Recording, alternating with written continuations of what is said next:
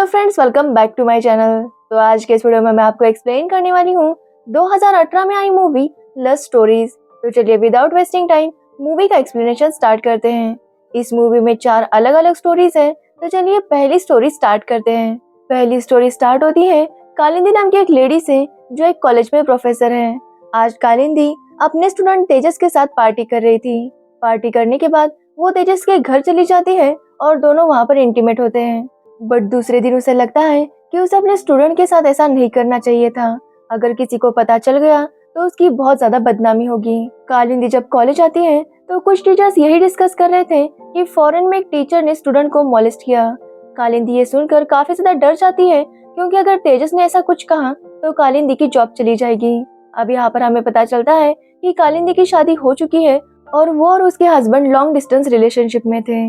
कालिंदी इसके बाद तेजस के पास जाती है और उसकी बातें रिकॉर्ड करती है। वो तेजस से कहती है कि वो ये कहे कि उनके बीच जो कुछ भी कल हुआ था वो उनकी मर्जी से हुआ था। कालिंदी की तरफ से कोई भी फोर्स नहीं था। तेजस भी ये बात बोल देता है और अब कालिंदी थोड़ी रिलैक्स फील करती है। लेकिन कालिंदी को लग रहा था कि तेजस को उससे प्यार हो जाएगा, इसलिए कालिंदी पहले ही तेजस को क्लियर कर देती है कि वो शादीशुदा है, इसलिए तेजस इस बारे में सोचे भी नहीं। ऐसे ही कुछ दिन बीत जाते हैं और कालिंदी का अफेयर उसी के कलीग नीरज के साथ शुरू हुआ था। कालिंदी ये बात तेजस को बताती है और तेजस को इस बात से कोई भी प्रॉब्लम नहीं थी, लेकिन ये बात कालिंदी को काफी अजीब लगती है। तो वही तेजस उसी की क्लास में पढ़ने वाली एक लड़की नताशा को पसंद करता है। नताशा भी तेजस को पसंद करती है और ये बात कालिंदी ऑब्जर्व कर लेती है। जल्दी उसका नीरज के साथ ब्रेकअप हो जाता है क्योंकि नीरज काफी अलग था। मतलब कि वो डे देखता और फिर डिसाइड करता कि आज सेक्स करना ठीक होगा या नहीं। इस सब से कालिंदी बोर हो गई थी और वो उसके साथ ब्रेकअप कर लेती है। वो ये बात तेजस को भी बताती है, लेकिन तेजस उसकी बातों पर ज्यादा ध्यान नहीं देता और ये बात कालिंदी को पसंद नहीं आती। एक्चुअली कालिंदी को लग रहा था कि तेजस उसके प्यार में दीवाना हो जाएगा, हमेशा उसे कालिंदी ही चाहिए होगी, लेकिन तेजस की तरफ से ऐसा कुछ भी नहीं हो रहा था। इस बात से कालिंदी काफी ज्यादा फ्रस्ट्रेट हो जाती है। वो क्लास में बार बार नताशा को डांटती ताकि तेजस और उसमें झगड़ा हो जाए। यहाँ तक कि वो दोनों जहाँ जाते वहाँ पर कालिंदी भी जाकर उन्हें स्टॉक करती। तो वही ये बात नताशा ने भी नोटिस कर ली थी कि कालिंदी उन्हें किस तरह से स्टॉक करती है, इसलिए वो कालिंदी को जलाने का एक भी मौका नहीं छोड़ती थी। ये सब देखकर कालिंदी काफी गुस्सा हो जाती है और वो फिर से तेजस के घर आती है। एक्चुअली तेजस अपनी दादी के साथ ही रहता था। कालिंदी उसके घर आकर कुछ ढूंढने लगती है, तब उसे एक लेडीज इनरवेयर मिलता है। कालिंदी ये देखकर तेजस पर गुस्सा करती है कि उसने नताशा के साथ भी सब कुछ किया है। तेजस कालिंदी को समझाता है कि यह नताशा का नहीं बल्कि कालिंदी का ही है। वो कालिंदी को याद दिलाता है जब उस रात वो दोनों इंटीमेट हुए थे तो कालिंदी इसे भूलकर चली गई थी। कालिंदी को भी याद आता है और वो चुप हो जाती है। वो तेजस से कहती है कि तेजस उसे अच्छा लगने लगा था, लेकिन वो चाहती थी कि तेजस उससे कुछ ना छुपाए, लेकिन तेजस ने नताशा वाली बात कालिंदी से छुपाई। कालिंदी कहती है कि उसने नीरज के बारे में सब कुछ तेजस को बता दिया था, तो तेजस को भी नताशा के बारे में सब कुछ बता देना चाहिए था। तेजस ये सुनकर कालिंदी से कहता है कि अगर उसे पता होता कि कालिंदी उसे इतना पसंद करती है तो वो कभी भी नताशा के पास नहीं जाता।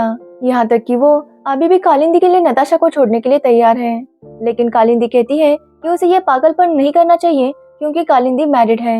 ये कहकर वो वहाँ से चली जाती है और यहीं पर हमारी पहली स्टोरी एंड हो जाती है। हमारी दूसरी स्टोरी स्टार्ट होती है सुधा और अजित से जो इंटीमेट हो रहे थे। अब अजित की बात करें तो अजित एक बैचलर है और मुंबई में अकेला रहता है। तो वही सुधा उसके घर की मेड है और उसके घर का सारा काम करती है, लेकिन उन दोनों का रिलेशन सिर्फ एक ओनर और मेड का नहीं था। सब कुछ ठीक से चल रहा था, तभी अचानक एक दिन अजित के मम्मी पापा वहाँ पर आते हैं। उनके आने के बाद अजित सुधा के साथ बिल्कुल भी बात नहीं किया करता था ताकि उसके मम्मी पापा को शक ना हो। तो वही उसके मम्मी पापा सुधा से काफी ज्यादा इम्प्रेस थे क्योंकि वो घर का सारा काम बहुत ठीक से किया करती थी। उसी की वजह से अजित का घर हमेशा अच्छा रहता था। अगले दिन सुधा जब अजित के फ्लैट पर आती है तो उसे पता चलता है कि आज अजित की शादी फिक्स होने वाली है। वहाँ पर लड़के वाले भी आए थे और अजित की माँ सुधा से कहती है कि वो सबके लिए नाश्ता बनाए, जिसके बाद सुधा नाश्ता बनाती है और अजित को चाय देने जाती है।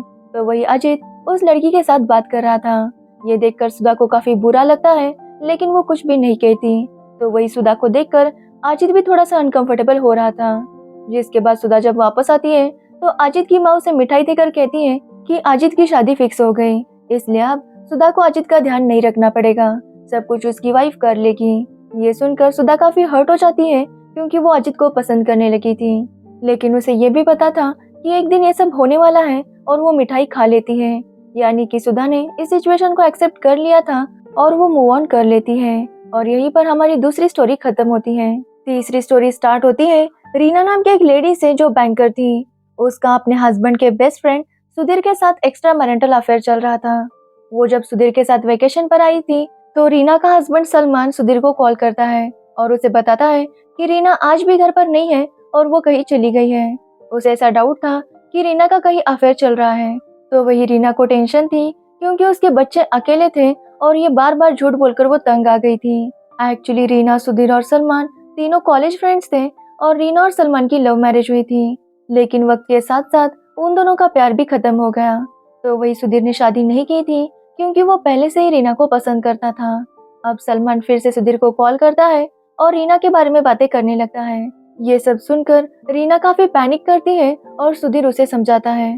तब सुधीर सलमान से कहता है कि रीना उसके पास आई है ताकि वो अपने प्रॉब्लम्स डिस्कस कर सके।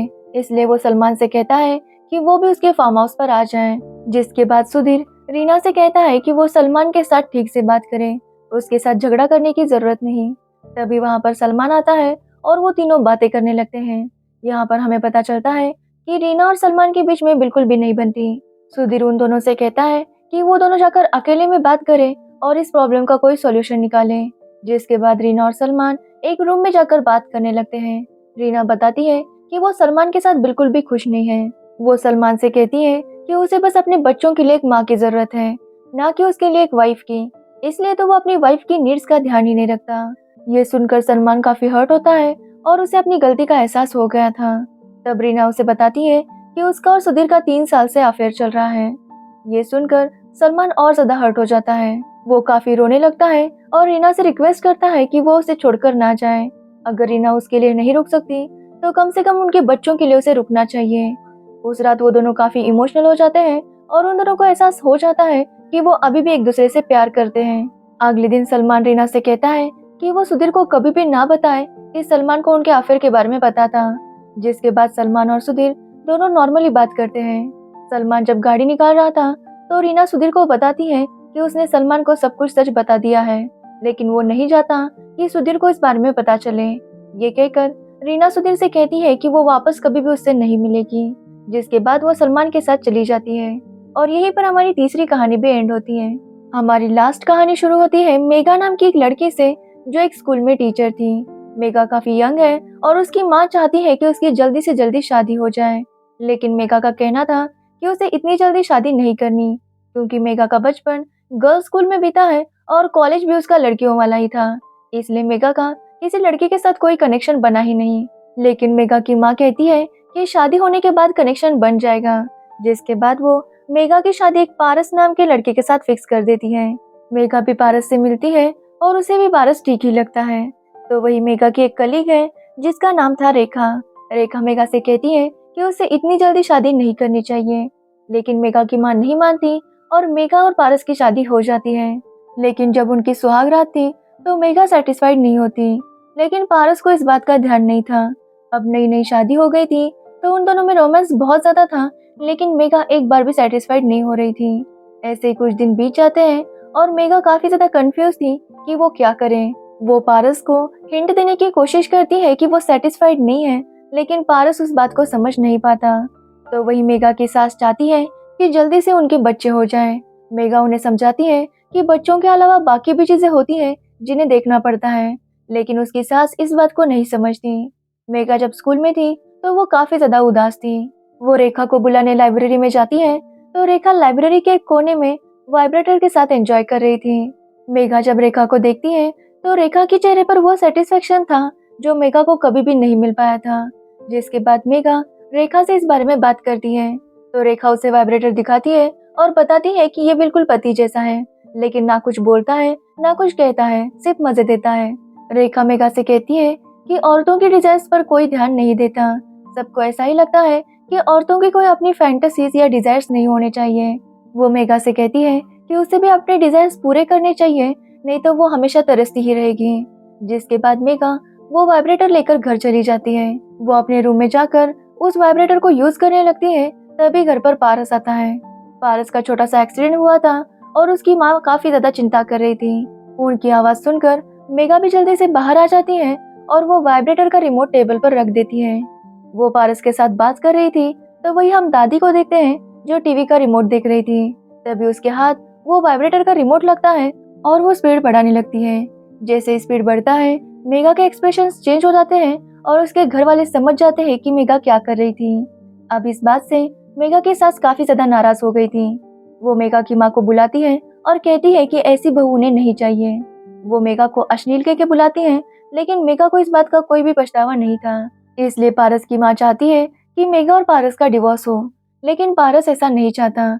जिसके बाद मेगा अपनी माँ के घर चली जाती है। एक दिन पारस उसे मिलने आता है और मेगा से कहता है कि उसे एक बार अपनी सास से माफी मांग लेनी चाहिए, इससे उनके बीच डिवोर्स नहीं होगा। लेकिन मेगा कहती है कि उसने कुछ गलत किया नहीं तो वो माफी भी नहीं मांगेगी। जिसके बाद पारस मेगा से पूछता है कि वो अभी क्या करना चाहती है, तो मेगा बताती है कि उसे बस आइसक्रीम खाना है। जिसके बाद पारस मेगा को आइसक्रीम खिलाने लगता है और मेगा भी स्माइल करती है और पारस समझ चुका था कि मेगा क्या चाहती है। और यहीं पर यह चौथी स्टोरी भी एंड होती है। तो कौन सी स्टोरी आपको सबसे ज्यादा अच्छी लगी ये मुझे कमेंट करके जरूर बताना। और अगर आपको इसकी स्टोरीज और मेरा एक्सप्लेनेशन अच्छा लगा हो तो वीडियो को लाइक कमेंट शेयर जरूर करना और मेरे चैनल को सब्सक्राइब करना बिल्कुल मत भूलना। Thanks for watching the video.